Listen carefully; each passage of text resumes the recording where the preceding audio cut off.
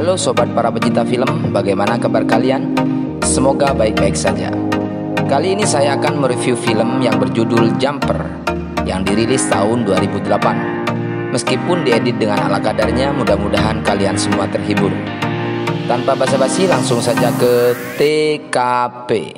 David adalah mahasiswa lugu yang tidak mempunyai keberanian apapun. Dia menyukai teman sekampusnya, yaitu Millie.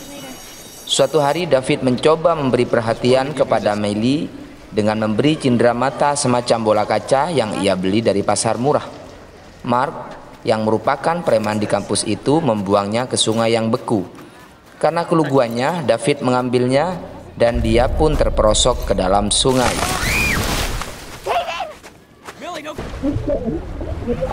Saat David panik, dia memejamkan mata dan hal ajaib terjadi. David tiba-tiba sudah berada di perpustakaan kampus dengan keadaan basah kuyup. Setelah sampai di rumah, David sangat kesal karena ayahnya pemabuk dan suka marah-marah gak jelas. Sehingga ibu David meninggalkannya sejak David berusia 5 tahun. Ayah David sangat marah karena David pulang dalam keadaan basah kuyup. David pun menghindar dengan cara mengunci kamarnya dari dalam. Saat ayahnya mendobrak pintu, David pun mengusatkan pikirannya ke suatu tempat dan boom, dia pun seketika berpindah tempat ke perpustakaan kampus lagi. Ayam. Dari kejadian itu, David mulai merasa bahwa dia memiliki kelebihan yang tidak biasa dibanding dengan orang normal. David pun mulai melatih kemampuannya berpindah tempat itu dengan cara memusatkan dan mengarahkan pikirannya ke tempat yang ingin ia tuju. Setelah berhasil mengarahkan kemampuannya berpindah tempat, David kemudian memutuskan untuk pergi dari rumah karena tidak betah dengan perlakuan ayahnya. Suatu hari David ingin menggunakan kemampuannya untuk kejahatan. Ia ingin Ia ingin merampok bank. Pertama, ia melihat keadaan di dalam bank dan dimulailah aksi bejat itu.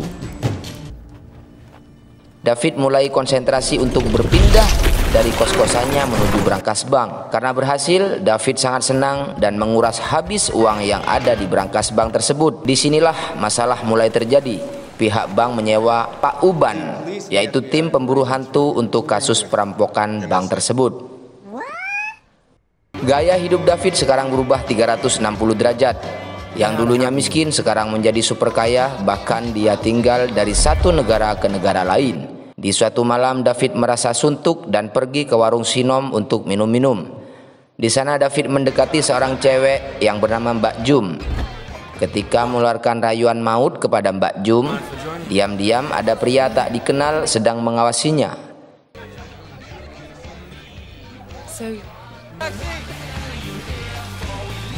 Sesampainya di apartemen, David melepaskan nutrisi batangnya yang bertahun-tahun dia tahan kepada Mbak Jum. Setelah selesai, David pergi begitu saja dengan kekuatannya.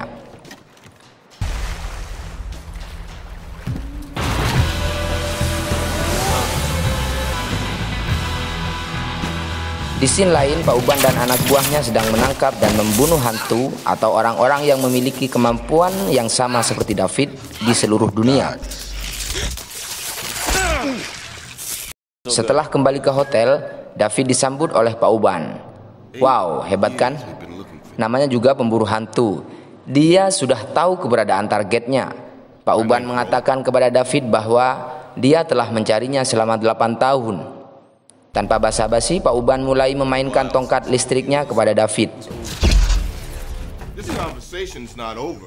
Karena dialiri oleh tegangan listrik, kemampuan melompat David berkurang, sehingga dia hanya bisa ngesot-ngesot saja. Ditambah lagi Pak Uban mengeluarkan tali ajaibnya untuk mengikat David.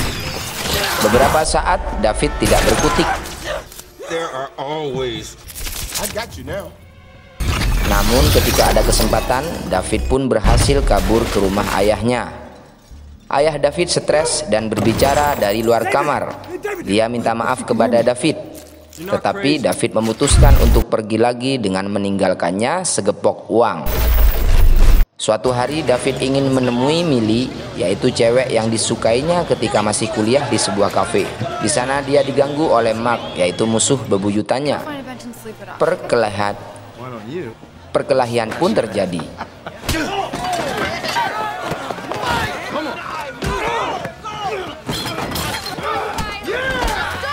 David menggunakan kekuatannya untuk membawa ke brankas bank tempat David merampok dan meninggalkannya sendiri. Kuak bokon.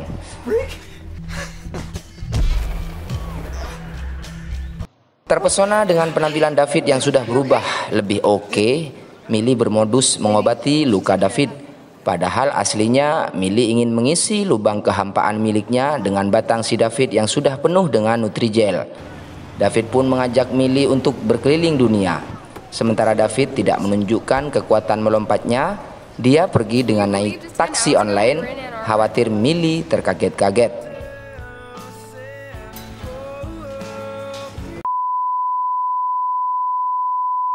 Suatu hari David mengajak Millie ke Kolosium Roma.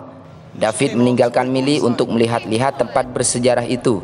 Tiba-tiba muncul pria misterius yang di awal tadi. Diketahui pria tersebut bernama Mas Kancil. Mas Kancil mengatakan pada David bahwa kau bukan satu-satunya orang yang memiliki kemampuan loncat-loncat kayak kata itu. Aku juga bisa, kata si Kancil. Tiba-tiba datang anak buah Pak Uban untuk menangkap mereka. Aksi perkelahian pun terjadi. David sangat kewalahan dengan anak buah Pak Uban.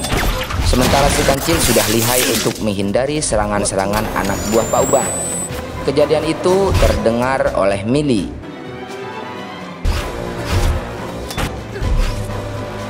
Penjaga Kolosium pun mulai memanggil polisi. David dan Millie keluar dari Kolosium. Di sini Millie mulai curiga kepada David dan bertanya apa yang terjadi sebenarnya kepada David.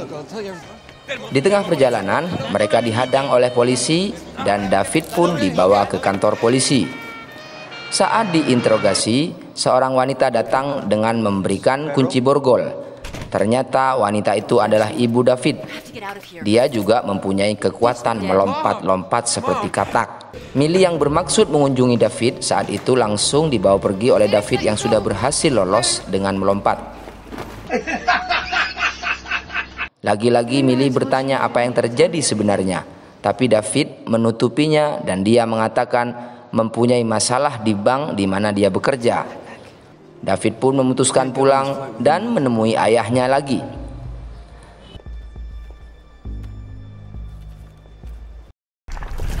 Sesampainya di rumah, David sudah mendapati ayahnya sudah terluka dan pelakunya adalah Pak Uban. Pak Uban memperoleh informasi ayah David dari Mark. David marah dan melampiaskan kemarahannya karena sudah memberitahu Pak Uban tentang keluarganya.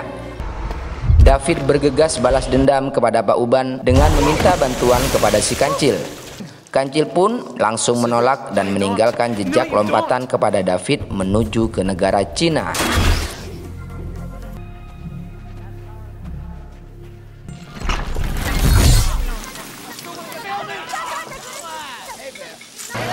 David terus mengikuti dan membujuk Kancil agar mau menjalankan misinya. Namun Kancil tetap saja menolak. Dengan rayuan mautnya, akhirnya si Kancil mau bergabung untuk menjalankan misi David.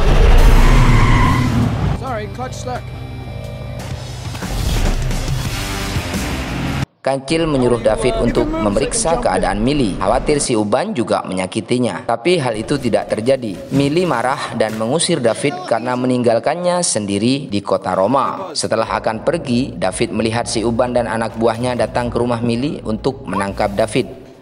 Karena terdesak, akhirnya David menceritakan dari A sampai Z tentang keahliannya melompat dan perampokan bank yang telah dilakukannya.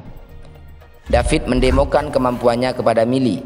Bukannya senang, Millie malah ketakutan mengetahui hal tersebut. Millie dibawa kabur menuju persembunyian Kancil untuk menghindari dari kejaran si Uban dengan melompat. Dengan alat pemburu hantunya yang canggih, Pak Uban dan anak buahnya berhasil mengikuti David.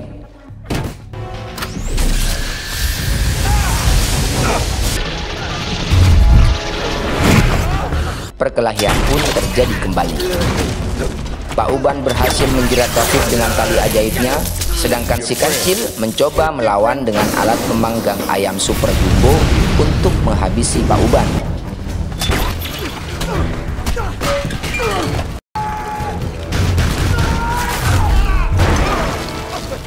Bahkan si kancil membawakan bis untuk dilempar ke Pak Uban. Pak Uban berhasil menghindar, tapi tubuhnya penuh dengan pasir, seperti daging ayam berselimut tepung. Setelah Pak Uban rata dengan pasir, kancil pun menyemburkan senjata apinya untuk memanggang Pak Uban.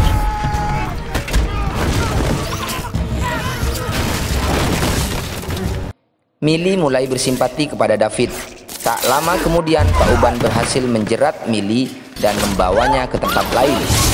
Kancil berhasil merebut pemicu yang dapat mengalahkan kekuatan Pak Uban. David merebut pemicu itu keliling dunia sambil bertarung, karena mereka sama-sama mempunyai keahlian melompat.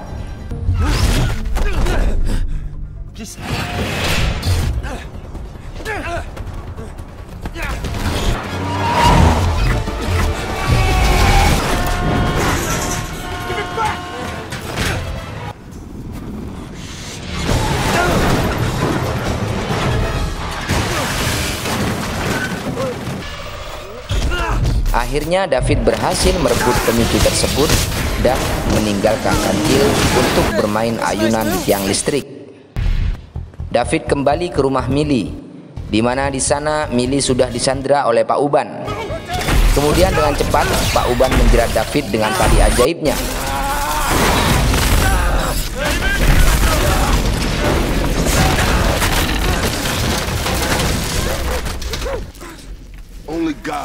Pak Uban mengeluarkan pisau untuk menghabisi David.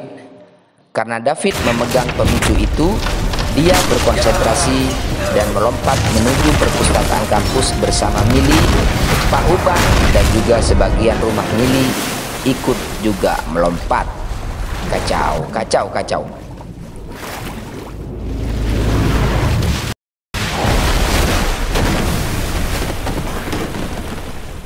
Kemudian Pak Uban belum menyerah. Maksud hati ingin menangkap David, tapi David malah mendorongnya dan berhasil memindahkan Pak Uban di sebuah gua terpencil di atas tebing, di mana di situ tidak ada satu makhluk pun. Kuapok kon Pak Uban.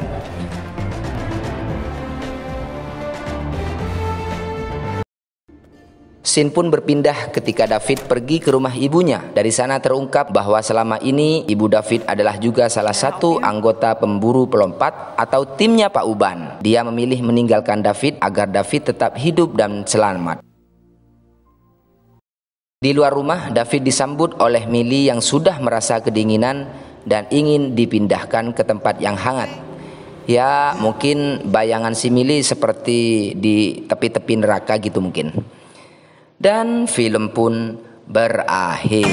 Pesan di film ini, jangan lakukan adegan melompat seperti di film ini di rumah, karena saya yakin akan membuat rumah Anda menjadi berantakan. Sampai jumpa di film-film selanjutnya.